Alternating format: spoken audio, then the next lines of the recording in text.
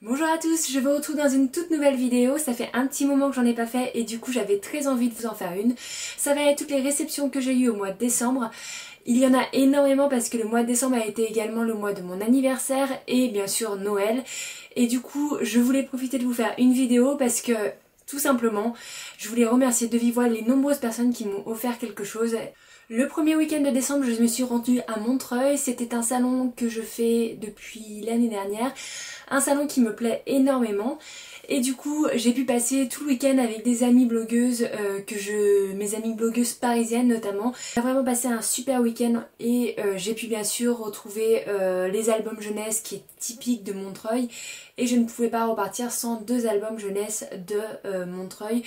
Notamment qu'il y a deux maisons d'édition que j'adore particulièrement, donc les éditions Margot, et j'ai pu découvrir sur les conseils de Joanne un autre album jeunesse que je vous montre tout de suite. Le premier album que je me suis acheté donc aux éditions Margot, c'est Félicien et son orchestre. C'est un album jeunesse. Il faut savoir que les éditions Margot, j'ai beaucoup d'ouvrages dans ma bibliothèque.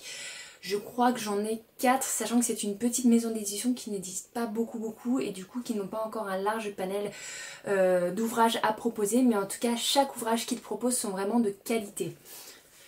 J'ai bien sûr pu faire dédicacer cet album jeunesse. En tout cas ça a l'air d'être un conte assez mélancolique et je suis curieuse de découvrir ce que ça donne. C'est un conseil de Joanne.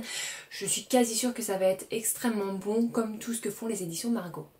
Également sur les conseils de Joanne, je me suis pris Le souffle de rêve donc de Bernard Villot et de Thibaut Prugne, publié aux éditions Gauthier-Languereau. C'est pareil, c'est un album jeunesse qui a été réalisé par le directeur des éditions Margot. Donc voilà, on retrouve un style graphique vraiment magnifique. Je trouve que c'est vraiment des ouvrages de toute beauté. J'ai aussi pu me faire dédicacer à Montreuil cet ouvrage.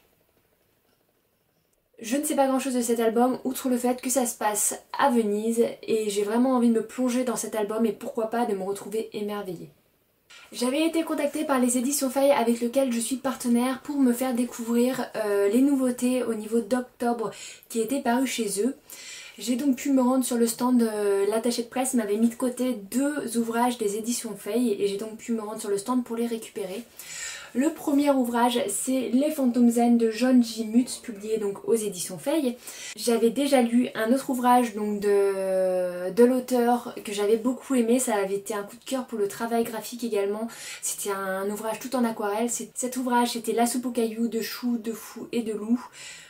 Les noms, je suis pas certaine que ce soit dans cet ordre-là, mais je vous mettrai de toute façon sur le côté l'ouvrage en question. Ce que j'apprécie avec les albums jeunesse des éditions Feuille, c'est qu'ils vont porter une morale ou une conclusion qui fait vraiment réfléchir et dans lequel on devrait l'appliquer pour la vie de tous les jours tellement elle est sensée et sage. Et c'est pour ça que j'apprécie énormément leurs ouvrages. Là, je me suis pas forcément rencontrée, mais ça a l'air d'être un conte moderne qui met en lien un petit panda au moment d'Halloween. Un album jeunesse donc dans un tout autre genre, j'ai récupéré Plume dont le texte est de Kao Wengxian et les illustrations de Roger Mello, donc toujours publié aux éditions Feuille. Ici, tout ce que je peux vous dire, c'est que ça va être au sujet d'une plume, le style graphique est complètement différent, un petit peu moderne et contemporain. Je suis assez curieuse aussi de découvrir, même si j'ai une petite préférence pour l'instant pour l'ouvrage de l'autre. Rien que déjà sur le format, on est sur un format totalement différent. En tout cas pareil, je me ferai mon propre avis en le lisant et je vous en reparle au moins sur le blog.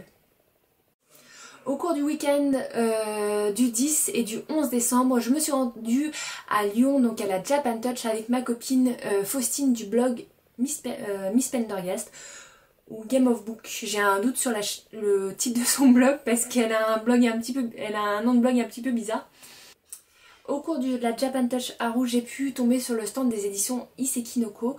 Ils proposent beaucoup d'ouvrages de photographie mais également un petit peu de BD et j'ai donc craqué pour un de leurs ouvrages parce que j'avais vraiment très envie. Ils proposent vraiment des choses de qualité J'ai beaucoup hésité à prendre un album de photos, mais c'est vrai que j'ai un peu de mal à mettre 25 € dans juste un album d'une centaine de photos. Alors je sais qu'il y a énormément de travail et j'admire les photos, mais c'est quelque chose que je vais feuilleter très vite et où je vais du coup avoir du mal parce que ça va prendre la poussière dans ma bibliothèque. Mais c'est pas quelque chose que je regarderai forcément de nouveau et j'aurais eu du mal à vous le présenter et à vous le chroniquer. Du coup j'ai plutôt porté mon choix sur une BD pour découvrir leur maison d'édition et j'ai choisi Inibi, Carnet du Japon invisible de Atelier Sento, donc des éditions Iseki Noko. C'est une BD que j'avais un tout petit peu vue sur la Blogo, en tout cas les premiers avis sont assez bons. Ici on va y suivre donc ce couple qui est au Japon et qui va se balader au Japon, et en fait ils vont acheter un petit appareil photo qui en fait va leur permettre de prendre des photos qui fait ressortir les fantômes et les esprits des lieux qu'ils traversent. C'est donc un carnet de route, donc déjà ça m'intéresse beaucoup parce que j'apprécie énormément le Japon et sa culture. Je suis toujours très curieuse d'en découvrir plus sur ce pays, mais ça permet d'en découvrir un petit peu plus sur leur vision eux du Japon parce qu'ils y sont vraiment allés, ils y ont vraiment vécu. Et le côté très traditionnel, donc avec les différents esprits qu'on peut rencontrer dans les cultes et dans les légendes du Japon. C'est un ouvrage vraiment de qualité et la particularité, et je le sais parce qu'il est en ce moment dans ma chambre et je me dis toujours que je vais le lire mais je le lis pas, c'est que quand vous éteignez la lumière, il y a des côtés en fluorescent qui ressortent dans le noir, notamment le titre et les petits fantômes. Alors ça, j'ai trouvé ça génial, je trouve que c'est hyper sympa d'avoir fait ça au niveau éditorial. Moi en tout cas ça a vraiment fait mon charme. Et je suis plus que curieuse. Le style graphique n'est pas quelque chose que je me serais forcément attachée au premier abord, mais je vais quand même découvrir pour le... Alors je vous montre quelques planches. Voilà, ça a un style graphique très grossier, c'est un travail aux aquarelles. C'est très c'est très influence manga. Mais voilà, je suis assez curieuse de découvrir pour vraiment la thématique de l'histoire et j'espère vraiment apprécier parce que les éditions Iseki Noko ont l'air de faire vraiment quelque chose de vraiment sympa. J'ai également reçu La Guerre des Tétons, tome 3, Mutation de Lily Snow, publié aux éditions Michel Lafon, donc qui m'a été envoyé par l'attaché de presse de Michel Lafon. J'avais déjà lu les 2 premiers tomes, j'ai adoré.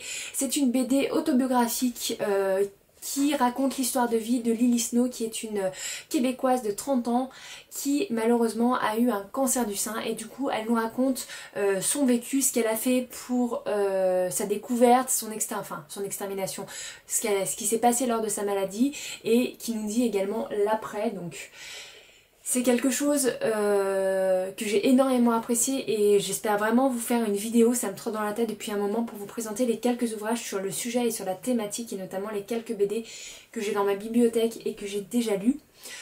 C'est pas forcément un trait graphique, voilà, je vous montre quelques planches, mais c'est pas forcément quelque chose qui est sublime au premier abord. Au niveau, c'est très autobiographique, c'est très caricatural, mais derrière elles nous transmettent tellement de choses au travers de cette BD que je trouve que tout le monde devrait l'avoir vue pour se renseigner un peu plus sur le sujet. Bon, en tout cas c'est quelque chose qui me parle énormément parce que je suis amenée à être confrontée un petit peu au travers de mon travail, et du coup j'ai très hâte de découvrir cette BD, et elle sera lue ce week-end ou en tout cas dans très peu de temps, et je vous en reparle bientôt. Au cours du mois de milieu décembre, j'ai été contactée par Vanessa M. Pasquier, qui est une jeune auteure qui vient publier son premier roman. Donc elle voulait avoir un avis et elle voulait... du coup elle m'a proposé de recevoir son livre avec une petite dédicace. C'est du new adult, donc c'est pour ça que j'ai choisi de recevoir son livre. D'autant plus que je suis assez surprise, son livre est très court, il fait moins de 150 pages. Donc c'est Interdiction, donc de Vanessa M. Pasquier, publié aux éditions 7 écrits. C'est une maison d'édition que je ne connais pas du tout. Globalement, on va être dans une histoire d'amour, on va dire, contrarié. En fait, c'est Emma et Simon qui vont devoir cohabiter parce que leurs parents habitent ensemble. Ils sont dans leur dernière année de lycée et au premier abord, la cohabitation se passe assez mal. Très vite, ils vont se retrouver bien sûr attirés l'un avec l'autre, notamment au cours des soirées un peu trop alcoolisées qu'ils vont faire, si je comprends bien. Je suis curieuse de me faire mon propre avis là-dessus, je suis curieuse de savoir ce qu'une jeune auteure peut donner. En tout cas, j'aimerais qu'on me donne un avis franc et c'est chose que je ferai au moins sur le blog, et je vous en reparle très bientôt. Le dernier livre que j'ai reçu, c'est un livre des éditions Archipel que j'ai reçu grâce à mon partenaire LP Conseil. C'est La bonne fortune d'Elizabeth Walkerton, donc de Robin et Lee Hatcher. Ici on va être dans une romance historique dans lequel on va y suivre une héroïne qui a décidé donc de partir dans le Montana suite au décès de son père. Elle va être engagée en tant que gouvernante d'une petite fille. Malheureusement, ça se passe très bien donc lors de son travail, sauf que les relations avec son patron sont un petit peu tendues. Il a l'air très rustre et pas forcément agréable avec elle.